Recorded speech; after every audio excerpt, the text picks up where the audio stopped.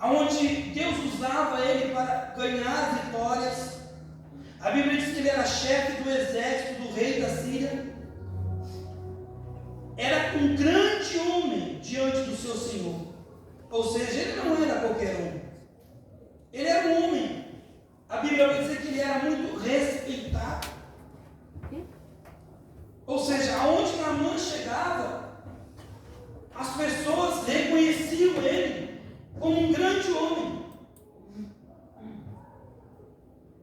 Um homem que ganhou muitas batalhas para o rei da Síria. Um homem que, inclusive, era respeitado até mesmo pelo rei da Síria. Porque a Bíblia diz que ele era grande homem diante do Senhor dele, ou seja, do seu rei. Mas a Bíblia vai dizer que esse homem era valoroso, porém esse homem era leproso. Ele tinha lepra no seu corpo. E eu gosto de entrar bem dentro da palavra, porque a lepra naquela época era algo que não tinha cura. A lepra naquela época era algo que, quando a pessoa pegava, adquiria, ela podia contar que ia se caminhar para os fins da sua vida sofrendo, porque ela tomava conta de todo o corpo. Era algo que inchava, inflamava, infeccionava, até o corpo ser todo tomado. E a pessoa ia se mutilando aos poucos, sofrendo aos poucos, padecendo. Mas no versículo de número 2, me chama a atenção nisso, que saíram tropas da Síria e da terra de Israel, levaram preso uma menina que ficou ao serviço da mulher de Naamã. Esse homem, ele entra em Israel e ele leva uma menina lá de Israel. E a Bíblia vai dizer que essa menina, ela ficou sob o cuidado da casa de Naamã, a serviço da mulher de Naamã. Trabalhava para a mulher de Naamã. E sempre que nós escutamos uma mensagem sobre Naamã, nós logo puxamos e vimos e ressalta dos nossos olhos o milagre que Deus fez na vida desse homem. Mas uma coisa que nós não podemos deixar passar é essa menina, que aonde a Bíblia ela não descreve o nome dela. O Espírito Santo não inspirou o escritor a deixar o nome dela. Essa menina passa como uma, entre aspas, desconhecida, porque não se é deixado o nome dela nas escrituras. Mas a Bíblia fala de uma menina, não diz que era uma mulher, não diz que era uma senhora, não diz que era uma obreira, diz que era uma menina. E ficou a serviço da mulher de Naamã na casa de Naamã. E disse esta sua senhora: tomara que o meu Senhor estivesse diante do profeta que está em Samaria, ele o restauraria da sua lepra. Aleluia.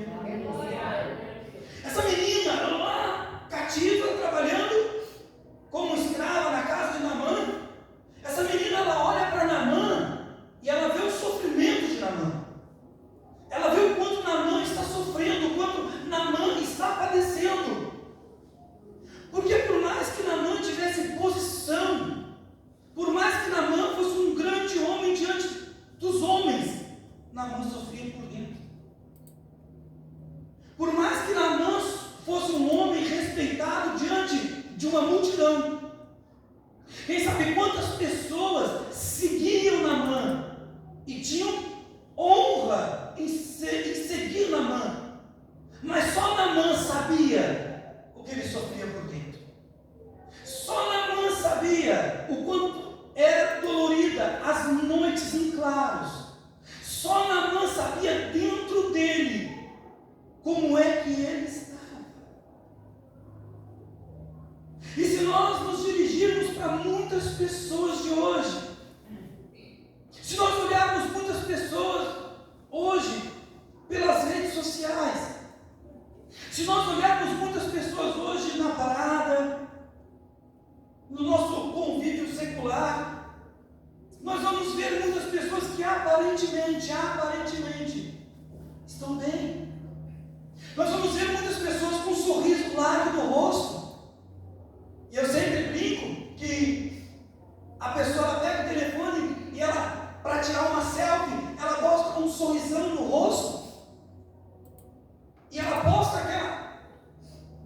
aquela foto sorridente para que pessoas vão ali e dê clique e diga: ah, puxa vida, como você está linda, como você está bonito. Puxa vida, esse é o primo que eu amo, essa é a prima que eu amo. Mas na verdade só a pessoa sabe como é que está vivendo por dentro. O sorriso ele pode até disfarçar a tristeza, mas os olhos é a janela da alma e revela como nós estamos. E nós não precisamos ir longe. Muitas vezes é nosso vizinho, muitas vezes é um ente querido, e muitas das vezes é dentro da nossa própria casa. É no nosso convívio, é no sentar na mesa, é no sentar no sofá e ouvir aquele suspirar. Pessoas que aparentemente estão bem, mas porém só elas sabem como estão passando por dentro. Como está o seu casamento? Como está a sua finança? Como está a sua vida espiritual? Como está a sua casa? E muitas pessoas, elas não conseguem, entendam isso, por favor. Muitas pessoas não conseguem se abrir com aqueles que estão mais próximos, por não saberem explicar. E por não saberem explicar, eles pensam, eles entendem que podem ser mal interpretados. Naamã, por mais que ele saía na rua, e ele era reconhecido como um ótimo funcionário. Naamã, ele saía na rua e ele era reconhecido como um ótimo servo do rei da Síria. Mas só Deus sabia o que ele estava passando. Eu quero dizer para você uma coisa: se você está passando por um momento ruim, e você reconhece esse momento ruim, e você não consegue se abrir para ninguém, eu quero dizer para você que veio aqui nessa noite, Deus sabe o que você está passando, e nessa noite Deus vai agir em teu favor, aleluia. Porque tem momentos de vazio, tem momentos de solidão, que só você e Deus conhecem, debaixo do chuveiro, e você se esconde para chorar. Só você e Deus conhecem quando você pega o teu carro, fecha os vidros para esconder as lágrimas. Mas eu quero dizer para você uma coisa: você pode esconder as lágrimas da esposa, do pai, do marido, do filho, mas você não consegue esconder as lágrimas de Deus.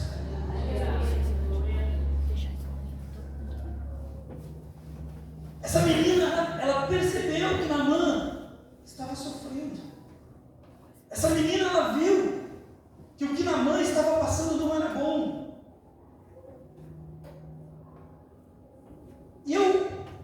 Essa menina, ela rouba a nossa atenção. Porque essa menina, ela tinha sido levada para a casa de Naamã, contra a vontade dela.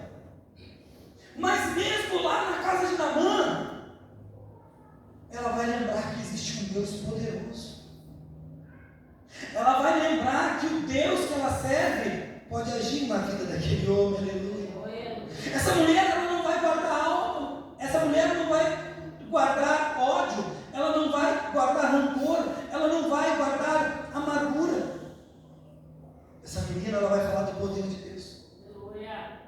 Essa menina, ela vai expressar o amor de Deus pela vida do ser humano. E ela vai dizer assim: ah, se o meu Senhor estivesse em Samaria, diante do profeta que está lá, ele ia ver o poder de Deus agindo na vida dele. E tudo que nós precisamos muitas vezes falar para as pessoas, meu irmão: se você fosse na igreja que eu congrego, se você fosse fazer uma visita lá, você ia ver o poder de Deus sobre a tua vida, você ia ver Deus agir na tua vida,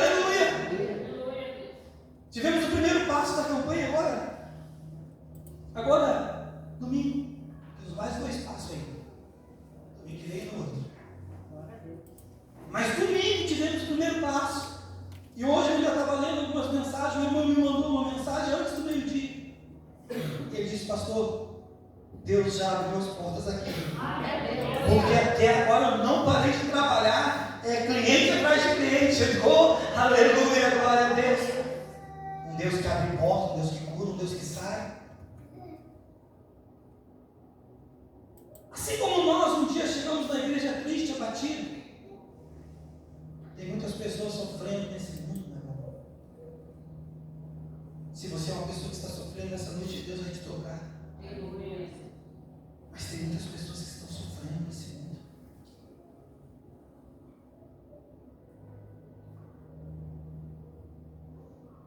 Se tem uma coisa que eu peço para Deus, é Deus me dar facilidade para falar de Jesus Cristo.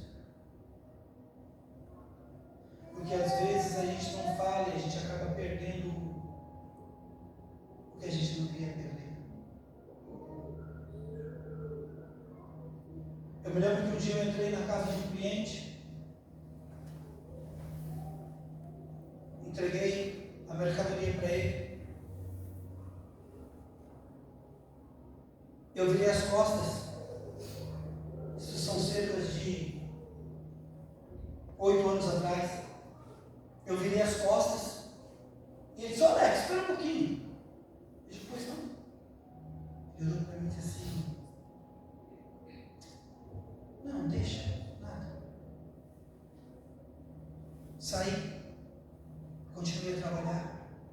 Ele era um jovem de 26 anos. Na outra semana eu cheguei lá e perguntei para a mãe dele: cadê o fulano?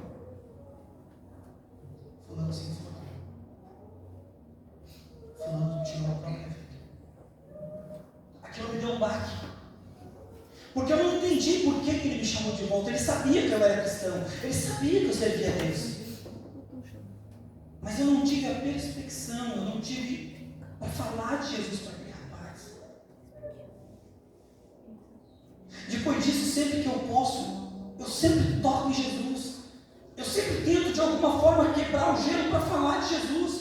Porque Jesus, ele transforma vidas, Jesus, ele transforma casamento, Jesus, ele transforma o teu ser, o teu caráter, Jesus, ele te transforma por inteiro, aleluia. Jesus, ele muda tudo na nossa vida. Jesus, ele transforma casas inteiras. A Bíblia diz que esse homem, ele chega no Senhor dele, no rei dele, e diz: fala o que aconteceu. Ele diz assim: diz a serva que está comigo lá em casa. Ela disse: se eu for em Samaria, se eu for em Israel, lá tem um homem de Deus, ele vai orar por mim e vai resolver. A Bíblia diz que o rei libera ele, ele vai até lá, ele viaja até lá. Chegando lá, não foi como ele pensava. E a Bíblia diz que no versículo de número 10, quando ele chega diante, número 9, 5:9, e veio, pois, Naamã com seus cavalos e com o seu carro, e parou à porta da casa de Eliseu, do profeta. Então Eliseu lhe mandou um mensageiro dizendo: vai e lava-te 7 vezes no Jordão, e a tua carne te tornará e ficará purificada. O profeta não foi até ele, porque entenda, sempre que nós vimos na igreja, nós precisamos ouvir uma palavra que confronte, que nos confronte. Nós precisamos ouvir uma palavra que vai de encontro do que nós pensamos. Naamã, ele pensou que quando ele chegasse lá, o pastor, o profeta ia descer, ia lá, ia passar a mão no lugar da lepra e ia curar ele.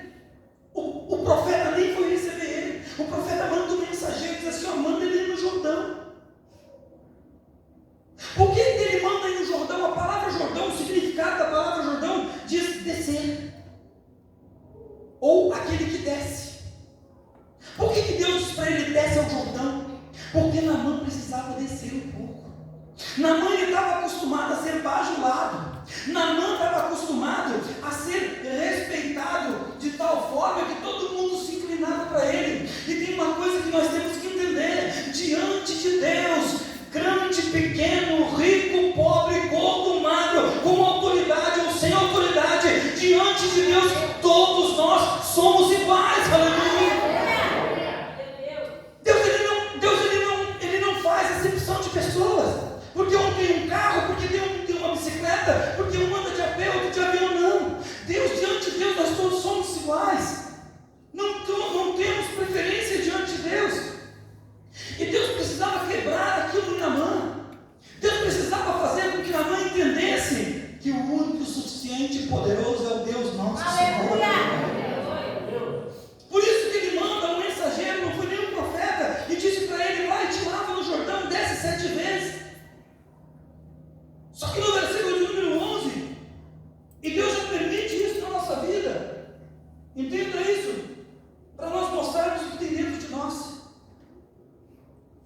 Só vai sair de dentro de nós aquilo que está preso, está trancado. E a soberba de Naamã faz com que ele diga dessa forma. Porém, Naamã muito se indignou, ficou bravo, e se foi dizendo: eis que eu dizia comigo, certamente ele sairá, por-se-á em pé, e invocará o nome do Senhor, seu Deus, e passará a sua mão sobre o lugar e restaurará o leproso. Ou seja, ele queria atenção. Não são porventura Abana e Farpar, rios de Damasco, melhores do que todas as águas de Israel? Não me poderia eu lavar-me neles e ficar purificado? E voltou e se foi indignado. Ou seja, os rios de Damasco, Abana e Farpar, eram águas cristalinas. Jordão, águas turvas, águas avermelhadas. E muitas vezes Deus permite, nós temos que descer de cima do salto. Nós temos que ser humilde e chegar diante de Deus e reconhecer que sem Deus nós não somos ninguém. Nós precisamos de Deus para respirar. Você veja bem, a água que nós tomamos, nós pagamos, a luz que nós usamos, nós pagamos. Mas o ar que nós não ficamos sem é de graça. Faz é de graça. É o Todo-Poderoso que está certo. Dependemos dele, igreja. Dependemos do Senhor para tudo na nossa vida. Versículo de número 13. Então chegaram-se a ele os seus servos. Eu certa vez, estudando, eu apelidei essa passagem, da passagem dos servos. Coisa boa ter pessoas do nosso lado, pessoas que nos incentivam a obedecer a Deus, a obedecer aquilo que Deus ele ordena. Então chegaram-se a ele os seus servos e lhe disseram, e lhe falaram e lhe disseram: meu pai, ou seja, Senhor, se o profeta te dissesse alguma grande coisa, porventura não faria. Se o profeta te pedisse para te fazer uma coisa grande, tu não faria. Quanto mais dizendo, dizendo-te, ele lava-te e ficarás purificado. Mas aqui Naamã, para descer naquelas águas, ele teria que mostrar as suas feridas. Ele iria ter que tomar banho ou mergulhar.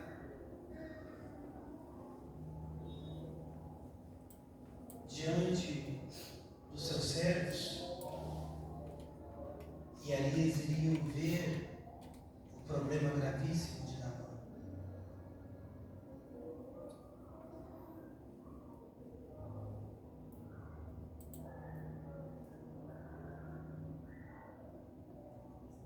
Por mais que muitas vezes nosso emprego pode dar uma posição, por mais que alguma coisa que fizemos pode gerar muito dinheiro, e o dinheiro pode até comprar a cama, mas ele não compra o sono. O dinheiro muitas vezes pode comprar os melhores remédios, mas não traz a cura. Inclusive o dinheiro, ele pode pagar os melhores passeios, mas só o Senhor dá a verdadeira felicidade. Só o Senhor ele dá a verdadeira alegria. Só o Senhor ele te traz a verdadeira restauração. Só o Senhor ele vai trazer para a tua vida o que você precisa. Por mais que Naamã era um homem reconhecido, um homem respeitado, ele tinha um problema dentro dele que agora ele tirando a roupa na frente dos seus servos, ele tem que mostrar. E isso, Naamã precisava passar por isso, para ele entender que ninguém é melhor que ninguém, e todos nós precisamos uns dos outros. Eu quero que você entenda com alto e bom som: eu preciso de você. Nós precisamos um dos outros. Nós não somos melhores que ninguém. Mas Naamã aconteceu, e a Bíblia diz que ele desce, no versículo de número 14, a Bíblia diz que então desceu e mergulhou no Jordão as 7 vezes. Ele foi obediente, conforme a palavra do homem de Deus, e a sua carne se tornou, aleluia, como a carne de menino, e ficou purificado, aleluia, aleluia. Ele foi curado, aleluia. Ele foi curado, ele foi sarado. Então voltou o homem de Deus, ele e toda a sua comitiva, e veio e pôs-se diante dele e disse: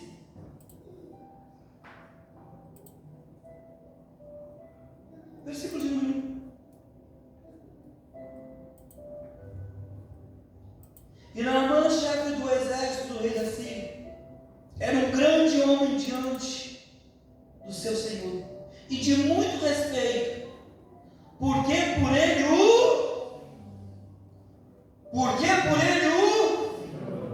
Senhor, Deus dera livramento aos filhos.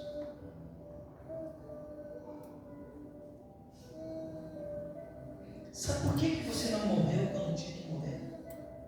Sabe por que você não morreu naquela doença, naquele acidente? Você sabe por que você não sofreu? Porque Deus cuidou de você, Deus te deu vitória. Aleluia. E muitas vezes nós achamos que não, que foi porque eu fiz isso, porque eu fiz aquilo, porque alguém chegou daquele jeito, porque alguém... Naamã já era vitorioso por Deus e não sabia quem era Deus. Por que muitas vezes acontecem coisas na nossa vida? Versículo de número 15. Então voltou o homem de Deus, ele e toda a sua comitiva, e veio e pôs-se diante dele, e disse: eis que tenho conhecido que em toda a terra, aleluia, não há Deus, senão o Deus de Israel. Aleluia. Senão o Deus de Israel. Em Israel. Ali ele conheceu que o verdadeiro Deus era o Deus de Israel. Aleluia. Muitas vezes estamos vencendo na vida, Deus está dando vitória para nós, e nós não estamos nem aí para Deus. E às vezes acontece um porém na nossa vida, que é para nós entendermos que sempre foi Deus na nossa vida. Nesta noite eu quero orar pela tua vida. Quem sabe você está passando por alguma dificuldade. Você tem tudo para ser uma pessoa bem-sucedida, alegre e feliz. Quem sabe você tem tudo para ser uma pessoa contente, mas tem um porém na tua vida que te entristece. Tem um porém na tua vida que te deixa para baixo. Você veio aqui nessa noite, você vai receber do Senhor em nome de Jesus. Eu gostaria que você se colocasse de pé. Eu não sei qual o problema que você tem passado, qual o porém que se levantou na tua vida, mas você saiu da tua casa para vir buscar a Deus aqui nessa noite. Você saiu da tua casa para te apresentar a Deus aqui nessa noite. Eu quero te chamar aqui na frente do altar. Você que está passando por algum problema de saúde, problema familiar, eu não sei qual o porém que se levantou na tua vida, na tua casa, dentro da tua família. O que faz muitas vezes você perder o sono durante a noite? O que te leva a suspirar? O que precisava se ajeitar na tua vida para que você pudesse ser feliz de verdade? Eu não sei qual é o teu problema, eu sei que aqui tem um Deus poderoso, que cura, sara, liberta, e para Deus nada é impossível. Você que tem algum porém na tua vida, puxa vida, está tudo na minha vida é tudo bom, mas tem isso daqui que